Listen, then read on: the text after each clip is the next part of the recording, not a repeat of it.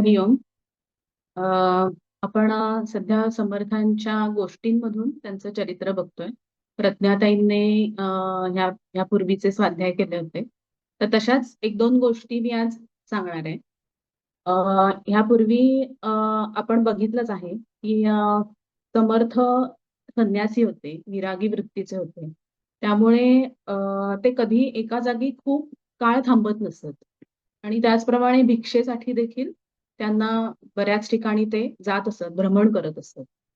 तर ह्या भ्रमणामागे त्यांचे दोन उद्देश होते मुख्यतः. तर पहिला उद्देश असा होता की ज्या ठिकाणी ते भिक्षेला जात, तर तिथे काही तरुण मुले-मुली जी उत्सुक वाटतील, तर त्यांना आपल्या कार्यामध्ये सहभागी होण्यासाठी प्रेरित करणं हा एक महत्वाचा उद्देश होता. म्हणजे तरुणांनी केवळ स्वतःच्या पोटापाण्याची चिंता न करता देशसेवा आणि देवसेवा हे दोन्ही गोष्टी त्यांनी कराव्या अशी त्यांना आणि त्याच्यासाठी प्रेरित करावं असं त्यांना खूप तळमळीने वाटायचं आणि त्यासाठी देखील ते प्रयत्न करत होते या सगळ्या त्यांच्या भ्रमणामध्ये. आणि दुसरा एक भाग होता की समाजात खूप लोक पीडित होते. म्हणजे त्यांना खूप त्रास होते कारण त्यावेळेला सुलतानी आक्रमण खूप प्रमाणात होत होती आणि त्यामुळे खूप लोक वेगवेगळ्या प्रकारच्या त्यांच्या चिंता काळजा घेऊन समर्थांकडे यायचे आणि समर्थ जास्तीत जास्त त्यांना चांगल्या प्रकारे समजावायचा किंवा तुमच्या आतच ती शक्ती आहे आणि ती तुम्ही जागृत करा आणि तुम्हालाच ह्याच्यासाठी उठून लढायला लागेल. अशी प्रेरणा समर्थ त्यांना नेहमीच द्यायचे. तर हा जो पीडित सगळा समाज होता, त्याच्यामध्ये मुख्यतः एक मोठा वर्ग जो होता तो म्हणजे स्त्रियांचा. तर हा जो स्त्रियांचा वर्ग होता, तर आपण हा काळ आता बघतोय तो म्हणजे 17व्या शतकातला. त्यावेळेची स्त्रियांची परिस्थिती कशी होती? तर आपण हिस्ट्रीमध्ये तुम्ही कदाचित शिकला असाल, की मेल डॉमिनन्स होता. म्हणजे सगळी अथॉरिटी ही पुरुषांना होती. स्त्रिया ह्या पूर्णपणे डिपेंडंट होत्या. त्यांना शिक्षणाचा अधिकार नव्हता. त्याच्यामुळे वेगवेगळ्या चुकीच्या गोष्टी त्यांच्यावर लादलेल्या होत्या. जसं की सती प्रथा होती त्या काळात किंवा बालविवाह होता किंवा विधवा विवाह बालविवाहामुळे लवकर विधवा स्त्रिया व्हायच्या. म्हणजे विधवा म्हणजे ज्यांचे पती गेलेले असतात अशा. त्यांना विधवा असं म्हणतात. तर अशीच एक गोष्ट मी आता एक सांगणार आहे. तर ज्यांची गोष्ट सांगणार आहे त्यांचं नाव आहे वेण्णा स्वामी. तर वेण्णा ही अगदी लहान मुलगी होती म्हणजे तुमच्यासारखीच अगदी 10 वर्षाची होती. तिला देखील निसर्गाची आवड होती, झाडांची आवड होती, मैत्रिणींशी खेळायची आवड होती. आणि 10 वर्षाची होतीये तोपर्यंत तिच्या आई-वडिलांना असं वाटलं, की वेण्णा 10 वर्षाची झाली, आता हिचं लग्न केलं पाहिजे. म्हणजे इतक्या लवकरच्या वयात तेव्हा लग्न होत असत. तर तिचं लग्न ठरलं. लग्न झालं तिचं आणि तो मुलगा केवढा अगदी 12 वर्षाचा फार तर फार असेल. लहानच होता तो पण. 2 महिन्यांनी ती माहेरी तिच्या आई-वडिलांकडे आलेली होती आणि अचानक त्यांना दुःखद बातमी कळली, की तिचा पती म्हणजे तिचा जो नवरा होता, तो झाडावर खेळत असताना झाडावरून पडला आणि मरण पावला. खूपच मोठं संकट वेण्णावर आलेलं होतं. म्हणजे तिला त्याची कल्पना पण नव्हती, की नक्की आता झालं काय? तर वेण्णा आता विधवा झाली होती. म्हणजे तिचा पती मरण पावलेला होता. आणि त्याच्यानंतर तिचं आयुष्य पूर्ण बदलणार होतं. म्हणजे त्या काळात विधवा स्त्रियांना खूपच त्यांच्यावर बरेच रिस्ट्रिक्शन्स असायचे. म्हणजे त्यांनी चांगलं अन्न खायचं नाही, शिळं-पाकं खायचं. स्वतःच्या आवडीचं काही करायचं नाही. त्याप्रमाणे खूप कष्टाचं जीवन त्यांचं असायचं. म्हणजे सतत खूप कष्ट करायचे, दुसऱ्यांसाठी सतत कष्ट करायचे, स्वतःसाठी काहीच करायचं नाही. अशी बरीच रिस्ट्रिक्शन, अभ्यास वगैरे तर हा प्रकार नाहीच म्हणजे शिक्षणाचा अधिकारच नव्हता. वेण्णाच्या बाबतीत फक्त एक गोष्ट चांगली झालेली, की तिचे आई-वडील आणि सासू-सासरे हे दोघंही तसे सुशिक्षित होते आणि चांगले होते. वेण्णाच्या वडिलांनी तिला लहानपणी रामायण, एकनाथी भागवत असे ग्रंथ वाचून दाखवलेले. तसंच तिला वाचायला देखील शिकवलं होतं. त्यामुळे अगदी ह्या खडतर अशा आयुष्याच्या मध्ये एक गोष्ट जिच्या बाबतीत चांगली होती, की तिला वाचता येत होतं आणि त्याच्यामुळे ती जो काही वेळ तिला मिळेल, त्याच्यात ती एकनाथी भागवत, रामायण असे ग्रंथ वाचित असे. त्यातलं तिला फार काही कळत होतं असं नाही, पण तिला त्याची ओढ वाटत होती. आणि मग नंतर ते वाचता वाचता हळूहळू तिच्या मनात खूप भक्ती निर्माण झाली. आणि तिला अशी खूप आतून ओढ वाटायला लागली. काही प्रश्न पण तिला पडत होते तेव्हा, की अ, माणूस मरतो म्हणजे काय? त्याचं काय होतं पुढे? किंवा अ, इतके दिवस आपण ज्या माणसावर किंवा ज्या शरीरावर प्रेम करत होतो किंवा जी सगळी लोकं प्रेम करत होती, मेल्यानंतर त्याला जाळलं जातं. मग त्याचं ज्याच्यावर प्रेम करत होतो, ते कुठे गेलं? त्याचं काय झालं? किंवा माझ्यावर सुद्धा यापूर्वीपर्यंत लोकं इतकी प्रेम करायची आणि अचानक काय बदल झाला? आणि का आता माझी अशी परिस्थिती झाली आहे? असे काही प्रश्न सुद्धा तिला पडायचे. तर अशाच ह्याच्यात तिला अशी खूप आतून इच्छा निर्माण झाली, की देव म्हणतात तो कोण आहे? आणि त्याची आपली भेट झाली पाहिजे. अशा प्रकारची भक्तीची खूप भावना तिच्यामध्ये निर्माण झाली आणि त्यासाठी आता काय तर गुरूंची आपल्याला आवश्यकता आहे. अशी तिला खूप ओढ निर्माण झाली. आणि खूप थोडा काळ असा गेल्यानंतर अचानकपणे एक दिवस ती बाहेर अंगणात काहीतरी करत होती आणि बाहेरून आवाज आला, "ओम भवती भिक्षां देही, जय जय रघुवीर समर्थ." तो आवाज ऐकून ती एकदम चमकली. तिने बाहेर जाऊन बघितल्यानंतर समर्थ रामदास दारात होते, भिक्षेसाठी आलेले होते. तेव्हा तिला ते जस्ट ऐकून माहिती होते, कारण तिचे आई-वडील हे समर्थांचे शिष्य होते. अ, त्यावेळेला जस्ट तिने त्यांना बघितलं. समर्थांनी देखील तिला बघितलं. तिच्या आईने भिक्षा घातली समर्थांना आणि समर्थ निघून गेले. काहीतरी तिला मनातनं असं वाटलं, की अ, आपल्याला आपण ज्या गुरूंच्या शोधात आहोत, ते कदाचित समर्थच आहेत. आणि ती भावना हळू तिच्या अगदी मनाने घेतली आणि तिला असं वाटायला लागलं, की समर्थच आपले गुरु. आणि आता परत ह्यांची भेट आपली कशी होईल, अशी तळमळ तिला लागली. तर पुढे जाऊन तिचे एकदा तिचे वडील तिला म्हणाले, की "वेण्णा तुला माहिती का, की अ, समर्थ रामदासांची कीर्तनं सध्या मंदिरामध्ये चालू आहेत. तर आम्ही तिथे जाणार आहोत." म्हणजे तिचे आई-वडील जाणार होते. पण वेण्णाला तर तिथे जायचा अधिकार नव्हता. पण हे ऐकल्याबरोबर वेण्णाने लगेच आग्रह केला, की "नाही, मला पण कीर्तनाला यायचंय. तुम्ही काही करून मला तिथे घेऊन चला." तर वडिलांना प्रश्नच पडला. कारण समाजाच्या सगळ्या ह्या गोष्टींना उल्लंघून तिला तिथे न्यायचं म्हणजे खूप मोठी गोष्ट होती. पण वेडण्याचा हट्टच इतका होता, की त्यांना न्यायलाच लागलं तिला कीर्तनासाठी. तर ते तिला घेऊन गेले कीर्तनाला आणि तिथे कीर्तन वगैरे झालं आणि खरं तर तिच्या आई-वडिलांना, सासू-सासऱ्यांना याबद्दल काही अडचण नव्हती. पण आजूबाजूचे लोकं जे होते समाजातले किंवा त्या जिथे राहायच्या त्या वाड्यातले लोकं होते, त्यांना ह्याबद्दल खूपच प्रॉब्लेम होता. म्हणजे समाजाच्या विरुद्ध जाऊन हे काय करतायत असं त्यांना वाटत होतं आणि असा अधिकार कसा मिळू शकतो एका विधवेला, असं त्यांना वाटत होतं. तर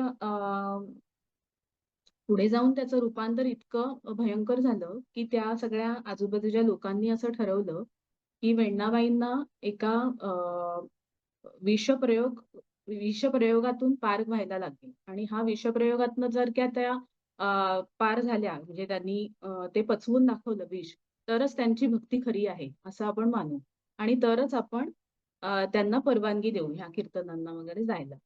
असं त्यांनी ठरवून टाकलं. खरं तर त्यांना काही अशी ऑथॉरिटी नव्हती, पण त्यावेळेला समाजाचं ओव्हरऑल स्ट्रक्चर तसंच होतं. तर वेण्णाबाईंच्या आईला खूप भीती वाटली. त्या म्हणाल्या, की "वेण्णा तुला कळतंय का? हा तुझ्या जीवाशी हा खेळ आहे. तर तू असं कर, की तू त्यांची माफी माग आणि त्यांना सांग, की आता मी परत असं करणार नाही." तर वेण्णाबाई खूप धीराच्या होत्या आणि एकदम दृढ होत्या. त्यांच्या भक्तीवर त्यांचा खूप विश्वास होता. समर्थांवर आणि रामावर पण होता. तर त्या म्हणाल्या, की "खरंच माझी चूक असती, तर मी एकदा काय 10 वेळा जाऊन त्यांची माफी मागितली असती.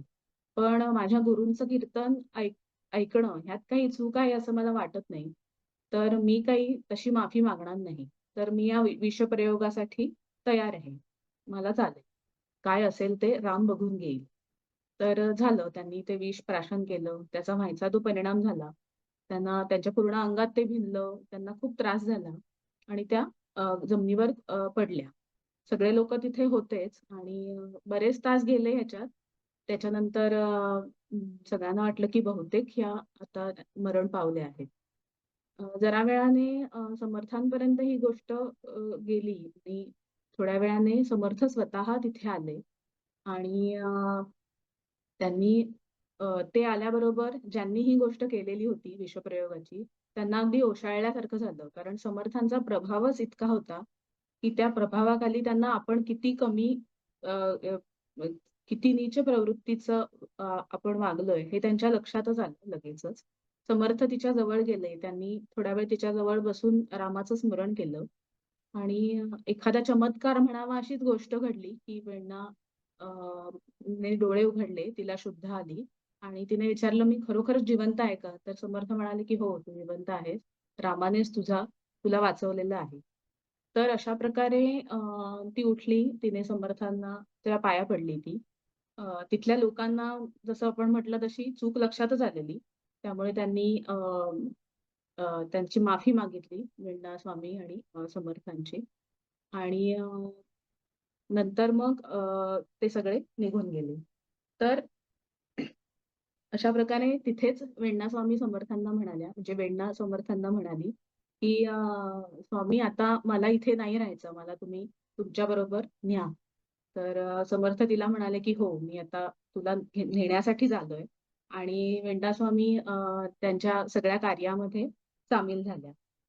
तर अशा प्रकारे अनेक स्त्रियांना समर्थांनी आपल्या कार्यामध्ये सामावून घेतलं त्या काळात.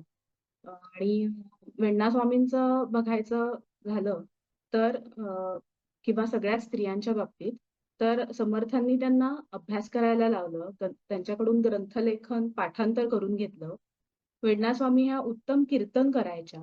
जवळपास त्यांनी 200 ग्रंथ लिहून काढले आणि पुढे त्या मिरज मठाच्या मठपती देखील झाल्या.